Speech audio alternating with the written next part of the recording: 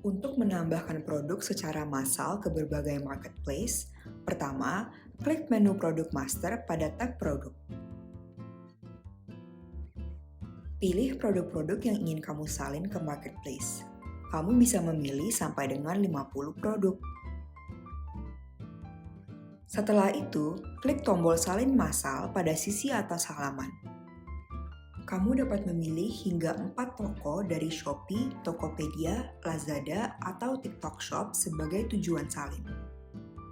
Lalu, kamu diminta untuk menyesuaikan informasi produk agar sesuai dengan template masing-masing marketplace yang ingin dituju. Kamu dapat mengubah atribut wajib secara massal ataupun secara individu.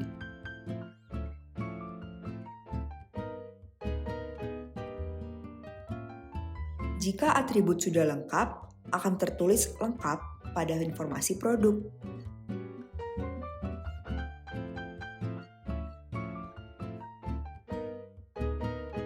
Sekarang, produk kamu sudah berhasil ditampilkan di toko yang terpilih.